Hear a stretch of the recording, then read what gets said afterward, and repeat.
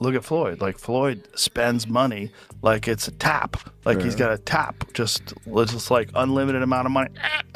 Money's just flowing. And even as much money as he's made in his career, which he's probably made as much, if not more money than any boxer ever. Like, there's all these lawsuits. Like, he hasn't been paying things, and he owes money on this and owes money on that. And it's like, and then he's got to come out of retirement. Yeah, that's tough. Yeah. That's tough. I think it's just the lifestyle that Floyd lived. Yes. I think he can't fathom to just live a modest lifestyle. It's like he gotta be lavish. Right. He's got to have those videos where he shows you all the watches, where he opens the case up, you know. All the money. He gotta show that he got $1 million in his backpack. And, you know, he got the latest watch and the latest car, and look what I just bought. And when you get into latest watches and latest cars, you get into that, like, boy, that money goes quick. Yeah. Bugattis are like $3 million. There's watches that are $3-5 million. That's crazy. So you buy a watch and a car, you're down 10. That's nuts. Joe Rogan didn't exactly whisper his doubts when Floyd Mayweather's real estate claims came up. He practically leaned over the podcast table and said, "Hold on, that math doesn't add up." And one of the reasons why people watch him fight is not because he's like Mike Tyson, just goes out and destroys people. They like watching him fight because they hate him.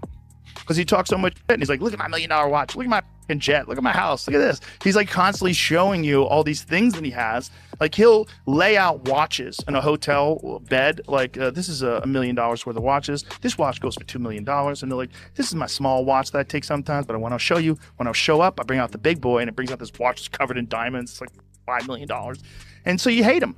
Floyd owes like $1.4 million in jewelry debts, that Floyd owes like hundreds of thousands of dollars in rent for a private New York apartment. His private jet fuel, he's not paid hundreds of thousands of dollars worth of fuel and maintenance. He put up one of his jets that I think he even sold, but one of his jets, and I want to say one of his properties, like one of his homes, up as collateral for a $54 million loan from a individual, from a billionaire, that had a 9% interest on the loan. Rogan questioned the whole narrative around Floyd. Say he owns dozens of buildings worth tens of millions, pointing out that flashy claims and verified assets are two very different things. Owe that money to the IRS. How much does he owe? It's in the $20+ million range. It's a lot of money, man. But it's not something that he's been, it's not like deception. No. It's just neglect to It's pay. neglect. And it's also like, I think, and there is like a truth to this. He makes so much money. There's probably a point when they're like, hey, it's time to pay your taxes. And you go like, all right, here's a check for $25 million. That's an incredible amount of money. And then they go, that's true, but you owe 50 more. And he's just like, that can't be right. I've given you $25 million. Yeah, he's bought over 100 luxury cars from the same dealer and always pays in cash. He has $15 million worth of cars. Congrats. You can sell those. And that's where the conversation gets spicy, because Floyd built the entire Money Mayweather persona on the idea of limitless wealth, stacks of cash, luxury watches, and a financial empire that seemed untouchable. But reports floating around the business world paint a more complicated picture. That Floyd Mayweather has made, and because he's the best in the history of pay-per-view at making sure that the money ends up in his pocket. He is or has been a businessman as an athlete that almost doesn't have a peer because he owns all his own stuff as an independent. Your spending has to be so fiscally irresponsible to lose the amount of money that Floyd Mayweather has lost that it is almost beyond anything that is reason. It's not merely fiscal insanity. It's something that doesn't make any sense to me. Right. And another sign of him maybe in financial trouble is, as of February 2026, Floyd Mayweather has initiated a massive $340 million lawsuit against Showtime Networks and former executive Steven Espinoza. So he's trying to get some bread right now. The estimate is that he made over $1.2 billion over the course of his career in just earnings from fights. According to Asterisk Business Insider Asterisk, 2 of Mayweather's commercial properties have already faced foreclosure, and there were even reports that his Las Vegas strip club building risked being seized over unpaid property taxes. Add to that lawsuits claiming unpaid luxury watch and jewelry bills.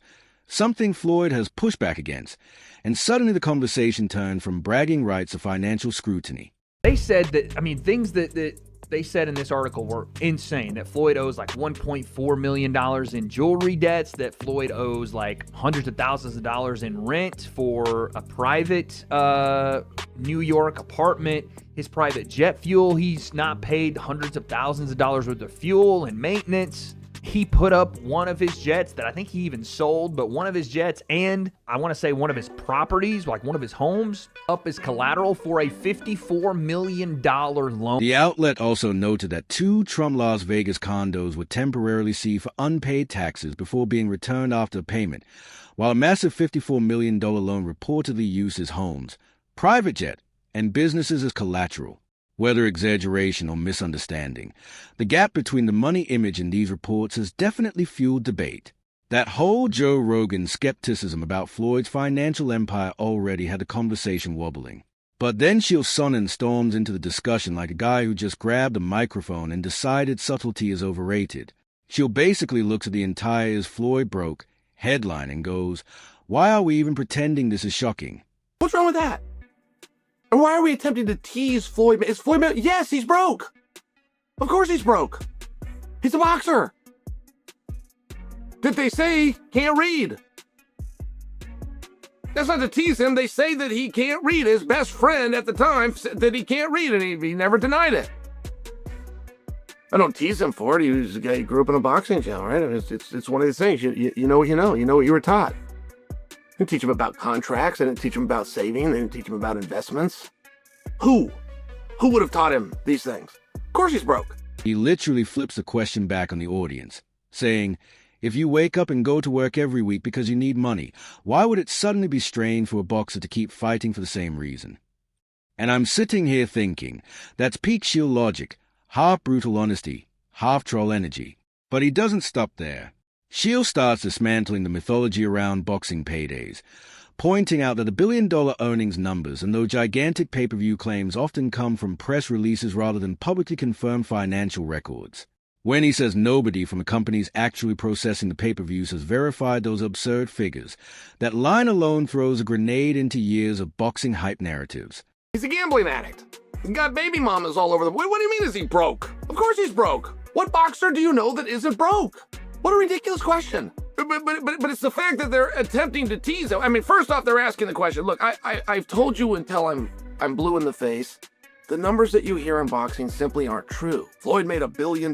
No, he didn't. Floyd and Conor made $500 million. No, they didn't. Of course they didn't. Nobody's ever confirmed that. And it's the same thing with the check. I got $100 million for a fight. Oh, you did? Who signed the check? Whoever signed the check is going to want credit for it. There's never been a time that $1 million check was written and the dude that wrote the check didn't make sure that somebody found out he wrote the check. So who wrote the check? Floyd's got a whole bunch of them, apparently. He got $1 billion.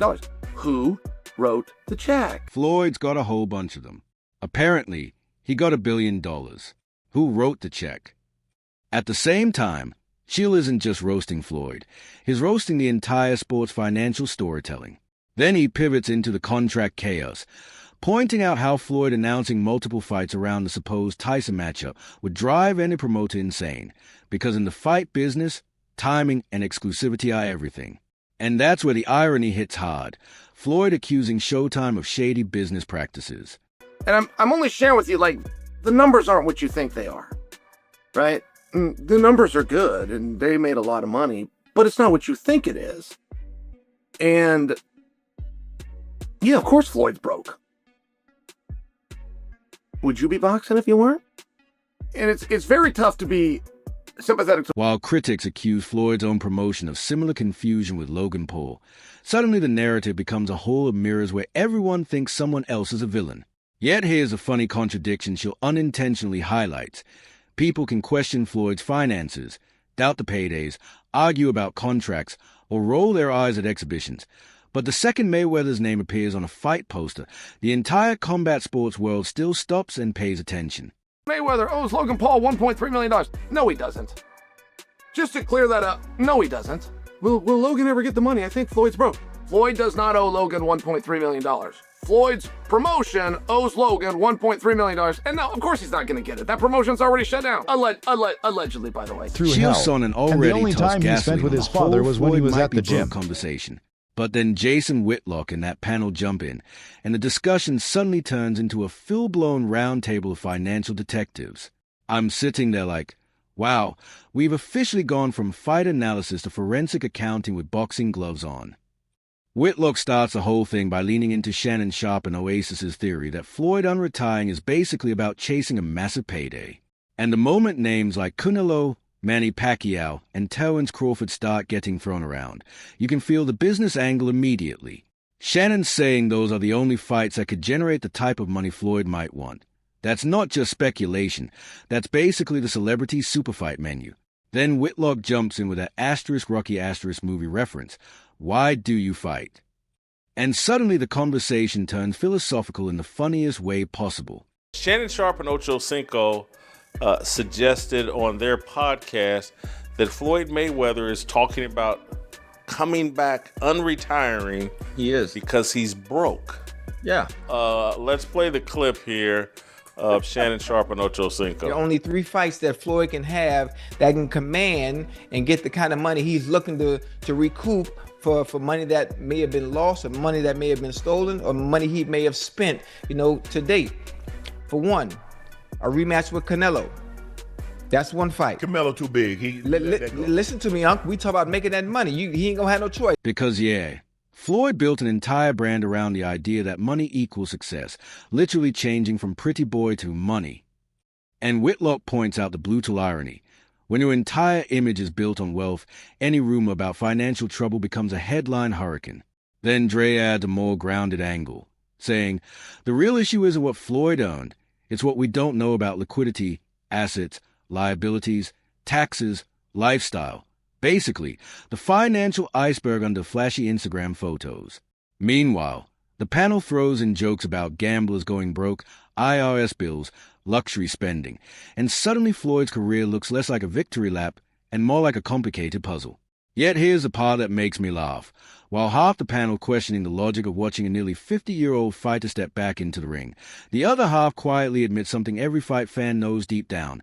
If Floyd Mayweather actually announces a fight with someone like Crawford, Canelo, or even Pacquiao again, everybody arguing about it right now will still be watching when the bell rings. $1 billion, and he's 47 years old, and he's completely broke. He's won the prize. This is, of all the idiots that we've seen out there, celebrities, actors, entertainers that have lost a lot of money, this guy would take the cake. To blow a bill before he even hits 50 is unimaginable. It actually is sad. It's a cautionary tale. We have seen it time and time again. But who actually wants to watch this guy fight? Like, people that love him. If he comes out and if he loses and looks terrible and gets destroyed, well, look, if you love him or hate him, you can say, well, he's nearly 50 years old. This doesn't prove. Whitlock and that panel already turned the Floyd comeback story into a financial courtroom drama. But then Andre Ward slides into the conversation, and the tone changes immediately from hot take speculation to fighter-level reflection. And honestly, that contrast hits different. Ward basically opened by reminding everyone he's always respected Floyd's work ethic. And I'm nodding because that part often gets lost when people only focus on the flash. Ward says the glitz, the cars, the jets, all of that was part of the Mayweather brand. But underneath it, there was always a gym rat who never skipped the grind. And when Ward admits he's torn about this comeback, you can feel the honesty there, because he's not attacking Floyd like the rumor mill has been doing. He's saying something deeper. Boxing becomes part of your identity. Ward explains that the adrenaline, the attention, the massive fight night checks create a feeling that regular life can't replicate. Part of that is because of the way Floyd Mayweather goes about his business. He's been filthy rich. He's made his name, his legacy, and a lot of his reputation wasn't just the boxing. It was the money. It's the money man. What I have, what I'm driving, what I'm living in, what I'm flying in. And a lot of people, they don't like that. I don't know if Floyd Mayweather had more supporters for most of his fights or more haters. But regardless of where you fall on that line, Floyd Mayweather made it work for him when many people, promoters included, networks included, early on didn't think that he can do it. That's the kind of insight only a former champion can deliver. Then he pivots to the Pacquiao rematch, and suddenly the analyst in me wakes up again. Ward points out something interesting. Older fighters sometimes create more action because they can't rely on constant movement like they once did. Less foot speed, more exchanges. That idea alone flips the narrative people keep repeating about this fight being automatically boring. But the tension Ward keeps circling back to is a real danger of age. Your mind still thinks you're the same fighter while your body quietly disagrees. That line alone explains half the tragedies boxing has ever seen. Yet even while Ward admits he prefers both legends relaxing on a beach somewhere enjoying retirement, he also admits curiosity wins again. Because when two icons with unfinished history step back into the ring, the entire fight world watches, whether we plan to or not. Gonna watch a fighter, he'll say he don't watch him, but he'll watch any potential opponent over and over and over, and he has to process, can he do anything with me? How does my skill set line up with his? Can I beat him? The problem with being 49 years of age is sometimes your brain can see things and tell you things that your body's not in agreement with.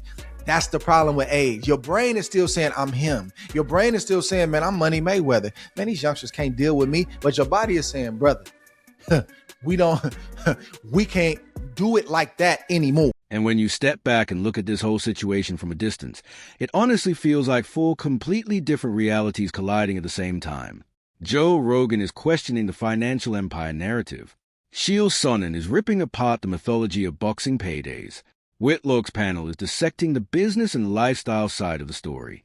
And then Andre Ward comes in with a fighter perspective, reminding everyone that this sport gets into your DNA in a way money alone can't replace. One side of the debate says Floyd's comeback is about chasing another massive payday. Another side says the financial rumors are exaggerated gossip. And Ward's take quietly reminds us that sometimes fighters return because the spotlight, the competition, and the adrenaline are things normal life just can't recreate. That's the real tension here. Legacy versus longevity. Business versus passion.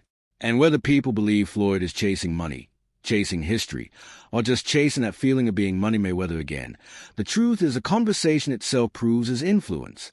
Because look around, everyone is debating, arguing, analyzing every angle of this comeback. And that's exactly the gravitational pull legends have on the sport. That's the struggle, and that's the danger of coming back at this age. So part of me wants to see these guys continue to make money. Part of me wants to see these guys, how do they do it at this age? Man, show me something. Show me how your mind can overtake the deficiencies you may have in your body at your age. But the deeper part of me, man, I want to see Floyd Mayweather and Manny Pacquiao on a beach somewhere, living off the fruits of their labor, helping the game however they see fit to help the game, and just watching the next generations do what they do. But hey, we got to fight September 19th.